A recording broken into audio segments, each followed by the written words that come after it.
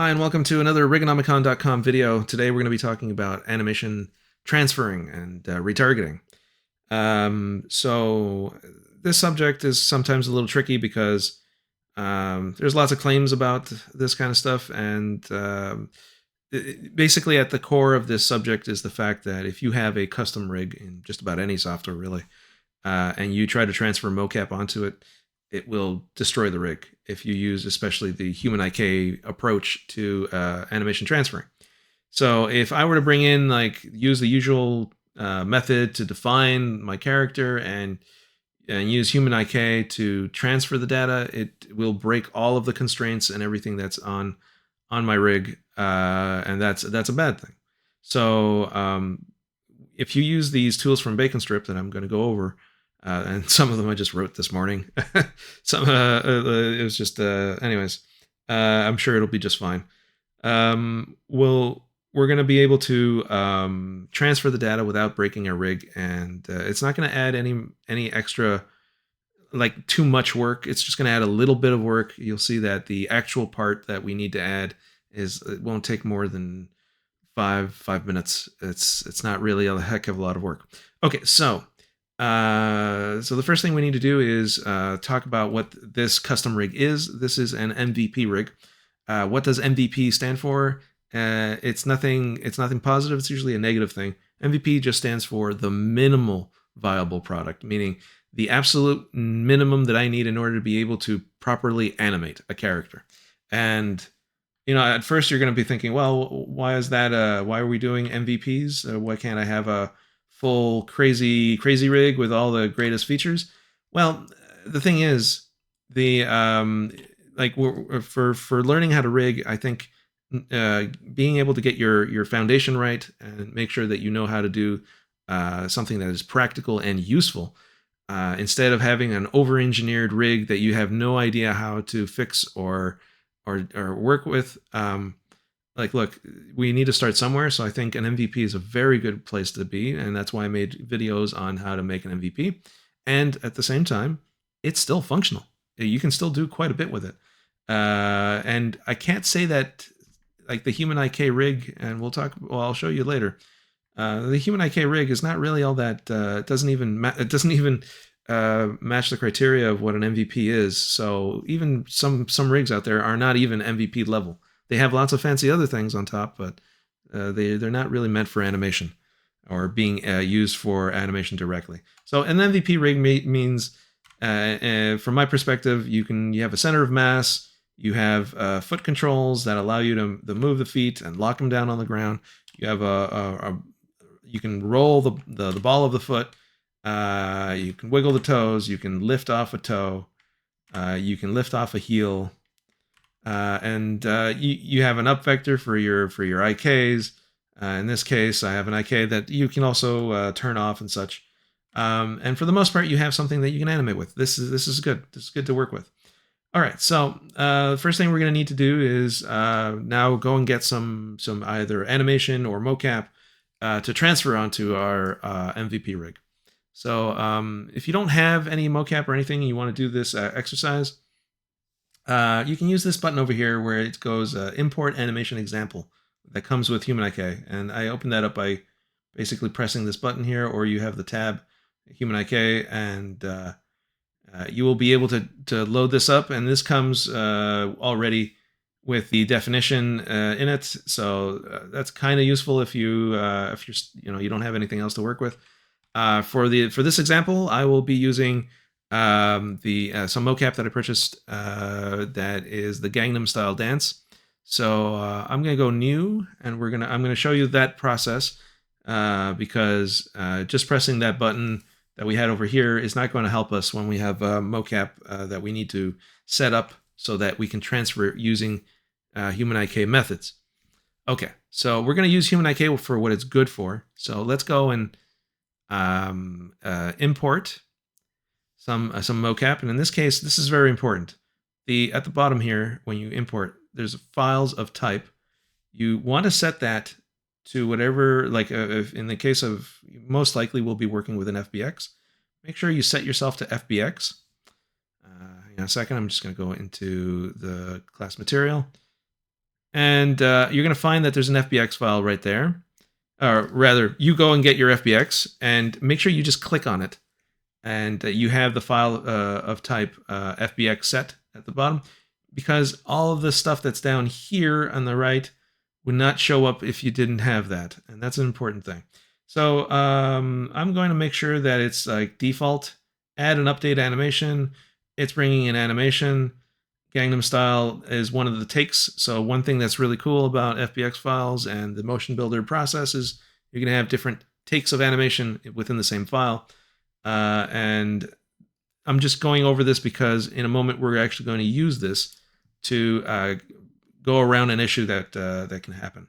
So I'm going to import this, and just to inspect it, we've got this data here, and yours might look a little different depending which mocap you have. And in this case, there was an option that I had, which I set it so that it basically scales the parent node to into decimeters, so the character is the proper scale. But if it comes in super huge, it doesn't matter. HumanIK is going to deal with that anyways. So in my case, this is what it looks like, and we've got our Gangnam Style animation. However, if I wanted to do a HumanIK definition and define the rig using if I want to create a character definition, there's no way for me to get to the T-pose from this. This is raw data that just got, that I purchased off of a website.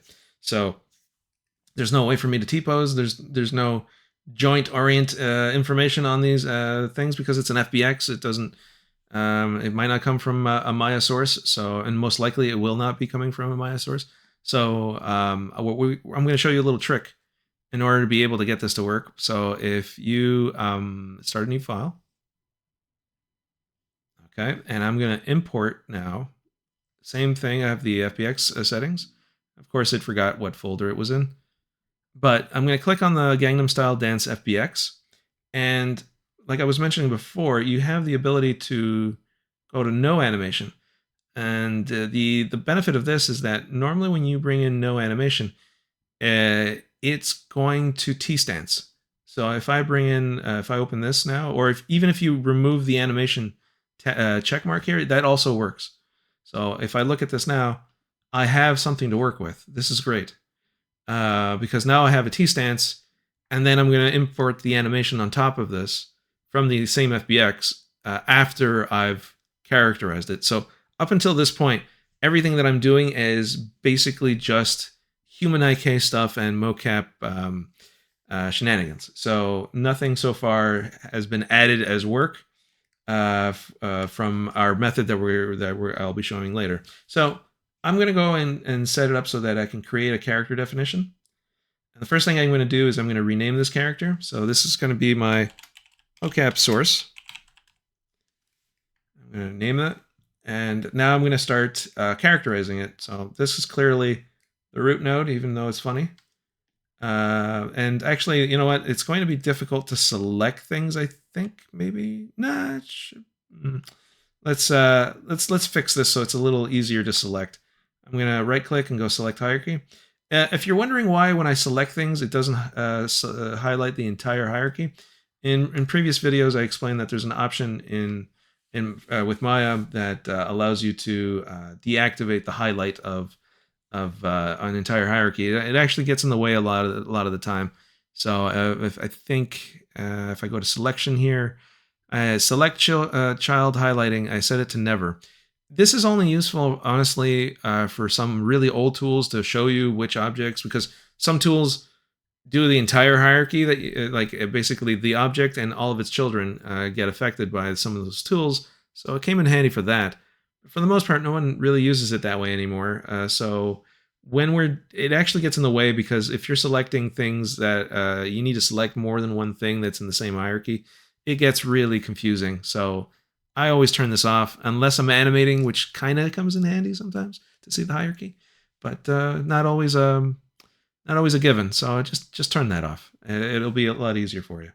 So what we were saying is we were going to make the select the hierarchy, and radius, I'm going to bring that down to 1. One's good.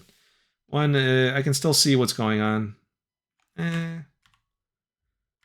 Yeah, I'm going to leave it at 2 because I need to be able to see if it's a node that's or the actual joint. If it's too small, and it'll be hard to spot. I think I can see the feet now, possibly. Hang on. There we go. That's actually the toe base, right?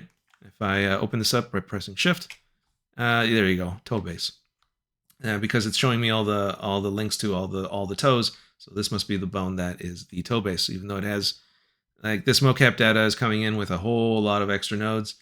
It doesn't matter. We're going to just use the ones we need, and it's going to be just fine. All right, so let's get to characterizing this as quickly as we can. It's really not, we're not going to do the fingers. We're just going to do the body and make sure the feet and toes are okay. And that should be easy peasy. And we don't need to do anything more in here. Let's see here. That, yes, okay. So we have these two concepts that are kind of weird. So you have hip and you have pelvis. And I get it. It wants to be able to separate the lower half from the upper half. But what we want for the pelvis, what HumanIK considers a pelvis, is the upper, the one that's higher up. The pelvis can be basically if you want, and this makes sense because this has been one of my gripes. In our MVP rig, we have a way of animating or rotating the hips separately from the rest of the spine. And it seems like the people at this Mocap place do the same thing because it's useful to be able to do that and make, or else you can't, there's certain movements you can't do. Like think of a belly dancer or anybody doing the tango or the cha-cha, any dancing really. You want to be able to move the hips or at least adjust them without affecting the rest of the spine in some way. And that is human anatomy. I mean, we're able to do that. So why can't our mocap do that or our rig do that? So in this case, they've definitely split them, but this will be compatible with what we're going to be doing because we will have pelvis motion on top of what's coming in here that's going to the center of mass. So that's that one. Let's see here. We got we had the pelvis. Now we need the waist. Apparently, that's the waist. So that's the first bone. There we go. And now the next bone here is the spine 1, which is kind of a weird naming convention, honestly. Spine 2. This at least is good. So this is okay. All right. So we've got the spine done. Let's see. We need to do clavicle. So I'm just going to select this and go assign. Pop out.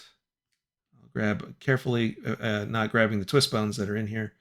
And I'm assigning this. Nope, that's a twist bone. That's a good bone.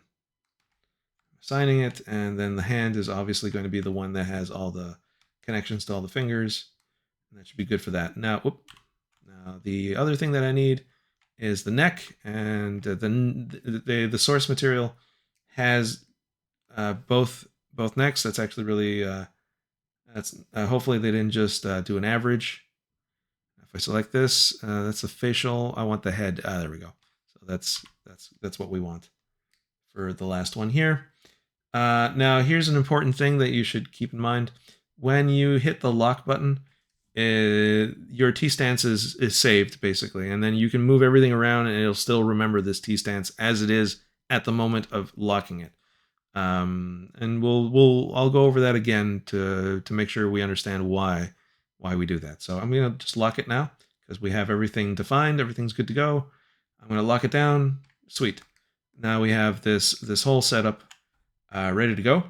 And the thing is, though, it now needs the animation. Now that we've defined this and we're good to go, we need some animation on this so that we can transfer it very quickly later.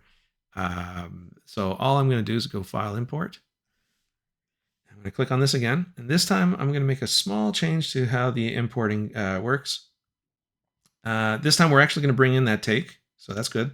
But we don't want to add an update animation. We want to just update the animation. Meaning I don't want a second copy of the skeleton because that one's not going to be defined, right? That's the whole point of what we did. So we just want to bring the animation data and put it on top of this mesh, or on top of the skeleton. And now we should have, sorry about that. We should have everything set up for this character. Now we have the mocap defined. It's still green, right? Because we locked it while it was in the T-stance. And now it's got all this animation, and I'm going to save this. scene as got to put it in the right folder. Seems to always forget where I was working. Stormtrooper. So in this case, no, it's just mocap source. In this case, for me, it's going to be mocap source 3. And that's it. So now we have this file that we can bring in our mocap, and the HumanIK definition comes with it. So the HumanIK tools will work. Again, this is nothing outside of normal Maya functionality. So what I'm going to do that's special, and this is where we're going to be a little bit different. I'm going to open up the skeleton for the Stormtrooper, just the rough skinning that I have there. I'm going to open up the original file that I had for the Stormtrooper. Make sure I can see the floor here. So this Stormtrooper is just skin. There's no rig. It's just a skeleton. And that means that if we were to bring in the mocap, like the file that we just brought in, and apply mocap onto it, it's not going to break anything. This is just a skeleton, and that's great. So, and also it's the right proportions to the MVP character that we have, right? So that's the point. We're creating this in-between step where we, instead of going directly to our custom rig, we're setting it up so that we can actually transfer the mocap data safely onto this basically throwaway in between kind of skeleton that we have here. Sorry, Stormtrooper, but you're going to be, without you, we wouldn't be able to transfer stuff without breaking things. So thank you for that. Thank you for your service. So let's go up to the display, and I'm gonna just change its wire color so that I don't know, this one here. So that way we can clearly, when we bring this into our scene later with the MVP, we can clearly see the bones are magenta or purple, and this skeleton will be the one that receives the animation and will be animated through the HumanIK methods. So all we need to do for this character now is, now that we have a way of determining who's who when we have it in the scene, because it could get messy. So just to make sure everything's crystal clear and there's no issues, I've made that change, and that should be enough actually to be able to do the rest. So now I need to characterize this, because HumanIK requires characterization of 2 rigs or 2 skeletons for the data to be transferred, right? So again, this is just, we'd have to do this anyways if we're using HumanIK. So I'm going to create character definition. I always start by renaming. And in this case, it's going to be Storm Trooper HIK. Right, so we know that this is the one that's been defined for HumanIK. Now what we need to do is set this up so that it works. And one of the first things we need to solve here is these arms have to be in a T stance for HumanIK to work correctly. So one of the things I like to do is I'm going to create a little object here. And I'm going to use that to, let's see, this would be local scale X. Whoop. I'm just going to create a line that we can use around there so that we can get our T stance. You're going to use this as a reference in our HumanIK here. So I'm just going to grab both of these at the same time. And because we've set up very nicely for this kind of stuff, we should be able to mirror our bones, no problem. And we're just going to try to see if we can align them correctly. As close to, in this case, I probably go a little bit lower than that because of the anatomy, because this is going to be its T-stance, and that is a more natural pose. You got to keep that in mind. Well, when you've done enough mocap transferring, you'll get used to this kind of thing. And now we are getting, whoop.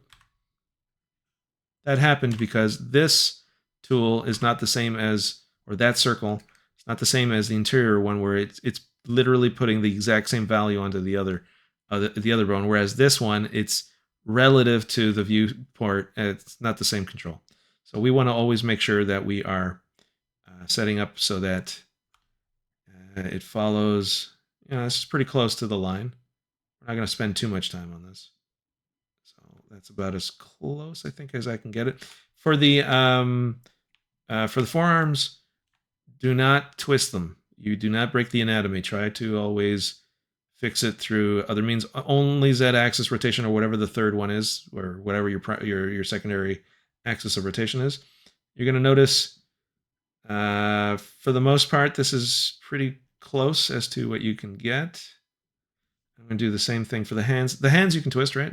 Anatomically, there's no reason why not. We have wrists. I'm just going to try to flatten it out as much as I can. So it follows that. Okay, so that's pretty good. I think should be okay. All right, so let's do this definition then. Let's create our definition. So for some reason I always start with this leg. I always go with the femur first, because it's doing the mirroring for us, right? So that's good.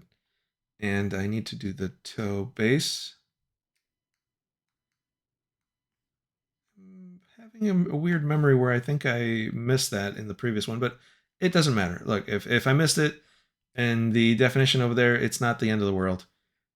It'll still work just fine, for the most part. It's just toe animation that we lost. No big deal. For this example, it's fine.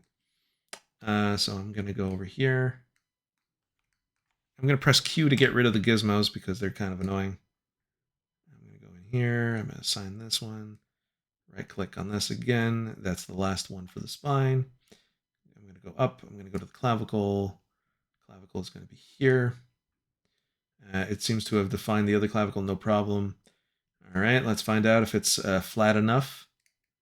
If our little trick worked.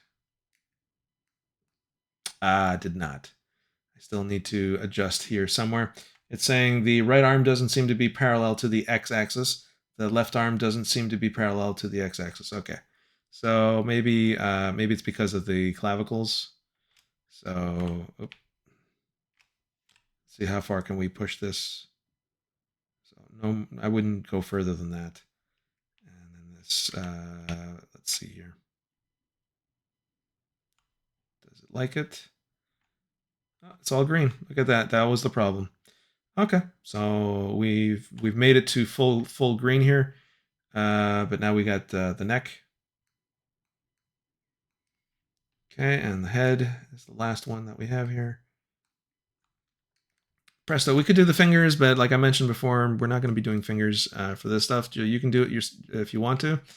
This is just an example of how we can do it. And well, now at this point, we could lock it. And it's going to, again, it's going to remember at this point what the T-stance was. And even if we animate this, it's not going to lose that. But remember, you have to lock it before you start rotating and doing things. So I'm just going to delete this thing here. And then the last thing I'm going to do is I'm going to select the root node here. And then I'm going to do select hierarchy. I just did a right click. And in here, I'm going to set all the rotate values to 0, which will bring us back to our basically the pose, the skin pose that we had. And if we check the HumanIK, nothing's broken. Everything's green again. It's still green, I mean, and we're good to go. So now I'm going to save this. That's my cat. He wants to say hello. So you're going to let me do this? All right, buddy. And I'm going to save this now.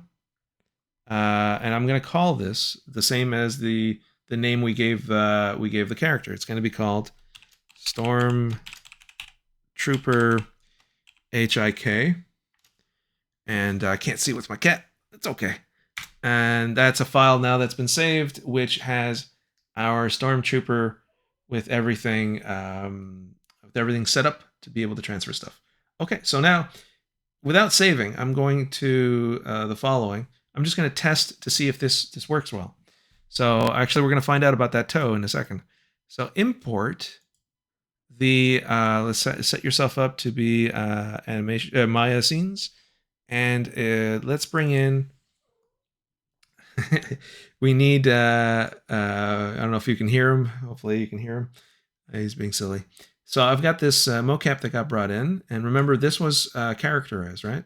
And the Stormtrooper was characterized. And normally what you do to transfer is all you need to do is switch the source. And now one is driving the other. And I think, yeah, the toes weren't... they're working. Okay, anyways. So that's fine. So basically, this is what we're going to try to transfer to our custom rig without breaking it. And we know now that these two files that we saved are in good condition to be able to do this kind of stuff. Okay, so if I open now the MVP is over here. If I've got my MVP here, so this is the one where everything's been set up that we were trying to preserve, and we're just trying to get the data onto it. And I also can't stress this enough. Once you have this set up, you can transfer any number of animations without spending any time. The setup is a one-time deal only. You only have to do it once, and then from then on, it's easy to transfer stuff. Okay, so this is, and so far we haven't done anything different that isn't part of the regular thing that HumanIK requires up until this point. Now, from this point, I'm going to show you some of the custom tools that I have here that will allow us to set things up. Okay, so now that I have this scene ready, what I'm going to do now is I'm going to import, file import. I'm going to bring in our Stormtrooper, and I'm going to create, so yeah, we can clearly see that things have been brought in with a namespace and everything, so that's nice. And we now have two of them in the same space, and that's why it looks that way. But if I were to activate X-ray mode here, I'd be able to see that our purple joints, right? So if I were to grab even this here and just rotate it, you'd see like some crazy Agent Smith kind of action. So they are exactly in the same place. And the one that came in is good for mocap, and the one that we want to preserve is ready to go. So now what we're going to do is we're going to create a logical bridge between these two, so that it knows what the we're going to create what I call preheat constraints. So you're probably thinking, what's this terminology with bacon and all this other stuff? So the term bacon strip is because we bake and strip the rigs, and it's very easy to be able to transfer animation and things like that. And you can do all kinds of tricky things when you can strip down a rig and just reactivate it and so on. So anyways, the point here is that the bake and strip tools, yes, they have a theme, but the preheat actually makes a ton of sense. Because if you think of baking, when you bake animation, you're basically setting keys on everything. And preheat is kind of like saying, when the time comes, do this thing. When it comes time to bake. So preheating makes sense as a terminology for this. And it's not just some useless term that is just funny. No, there's meaning behind it. Okay, so I'm going to show you, and I built some tools that are a little bit sketchy right now. But we'll see if they work fine for previewing and cleaning up scenes. But okay, so here's the idea. Okay, you have the purple joints. Those are the ones for the thing that's going to be receiving mocap, right? So it at some point will not be standing here; it'll be somewhere else because the mocap came in with that data, and it made it go somewhere else. But right now it's exactly in the same place as the MVP rig. So now what I'm going to do is just explain that if I want to move the foot, like that's the foot controller. If I was to, let's say, parent this to this node, which is going to be controlling the foot in the future of the one that receives the mocap, if I was to parent it, it would follow along, right? Because of the hierarchies and because of dependency, it would update so that it would follow it, right? So that's kind of the behavior that I'm expecting when I bake it for it to remember this difference between the two and almost be like a parenting or a constraint that happens to maintain this current offset. And I wanted to do it for every frame that basically it will follow it. That way, basically, we just described a constraint. So if I were to say, okay, you are going to drive this thing, and we're going to put the keys on this thing later. So make sure you're selecting objects that do not have, they're not being controlled by the rig, because that's exactly what we're trying to avoid, right? This is an object that you're going to be animating because it's, and we're just going to add keys to something that's animating. You're not breaking the rig by doing that. So then I'm going to press the preheat button here for translation and rotation. That's the difference between the TR and the R. Sometimes you want both translation and rotation, and sometimes you just want to transfer the rotation value because you don't need the translation value.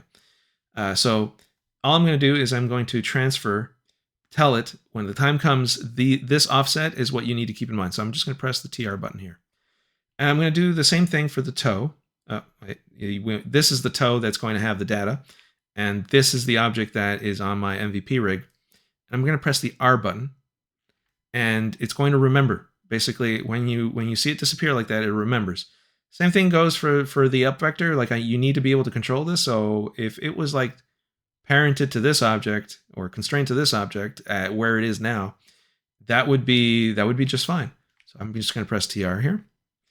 And then up here, I'm going to transfer any movement, so position and rotation of the hips, and I'm going to send that to the center of mass. And that's going to be definitely a TR. But you'll also note that while we're doing this, because it's preheating and not actually baking, you're still functional. Nothing's happened. All you're doing is you're defining stuff. Okay, now I've added a new tool, and hopefully it works just fine. I've added a new tool that allows you to preview a bake. And what that does is also allows you to verify that you are clearly... so like this is the purple rig, right? And now it's driving the MVP. And what it would do is it would update, when you bake, it would put the values that are currently running on the MVP rig's moving. And this is what the preview is. So it seems to be just fine. Okay, that was weird. There was the update there didn't happen too quickly, and not a big deal. Now I'm going to stop the preview. It's going to get rid of whatever, so that we're back to where we were before, where we were just defining stuff and everything's just fine. So if you want to test if you're doing a good job and everything is working the way it should, you can do a little preview there and just see how it's going to drive it later and make sure that it's functional. So I'm just going to finish here. It's going to take no time at all to do this. The toe is a rotation. This foot drives position and rotation of this one. The purple leg, is going to run the up vector in position and rotation. We already did the center of mass. Now we're going to just work our way up here, and there's not really much to do here. Like this will then drive this rotation. This guy here will run this rotation. And I've also added a new button that allows you to just, in case you made a mistake, you can delete it, no problem. And that's going to drive just the rotation. For the clavicle, it's going to be easy peasy. That drives that drives that. Rotation. The neck, that's the neck from the HIK, and that's going to drive the neck for the custom rig. This is the head joint. Like you can test it, like you can just rotate it. You see that that's the head. And then this is the controller on the custom rig. It's important to know what is driving what. We're almost done. It's really that easy. So this is going to drive this in position and rotation. And this hand over here is going to drive this guy also in position and rotation. We could do the fingers very easily. It's just a couple of extra minutes that you add to this whole process. Like I mentioned, you only do this once. This is going to drive that one, position, rotation, and the finger that's the hand that's going to drive the position and rotation of the hand controls. We're done. We added 5 minutes. We'd taken maybe an extra 5 minutes for the fingers. Not a big deal. And once you have this set up, like I would save this at this point. And we're going to call this Stormtrooper ready for animation. Okay. And this is the file that you would save and preserve it because it's useful for retargeting. So that's great. So now we're going to try retargeting stuff. Also, Yeah, we could maybe we can use the preview also to see if everything's fine too. Look, let's just import the mocap. So we have mocap source, the one we saved just recently, and we've got our little Gangnam style. Okay, so that's cool. Now over here in the HumanIK system, I can go to the Stormtrooper HIK and say use the Gangnam style source. So now I'm seeing live what the HumanIK is doing, right? And we can use the tools here to even preview what this is going to look like. So we can do a preview, and this is what it's going to do when the time comes to baking. See, so it's running just fine, and so well the preview is fine. So we don't need to remove the preview. Let's just bake it. Now it goes through it twice. No big deal. It's just the way baking and Maya works. In case some have translation, some have rotation, it's a little different. You can't just do it all in one shot. So now we've, you know what? I'm going to hide all the stuff that we were using, like the HIK Stormtrooper and the mocap. I'm going to hide that. So now we just have our custom rig. And always the frame 0 always comes in with a thing, but it's no big deal. For the most part, you're going to notice the animation transfer was successful.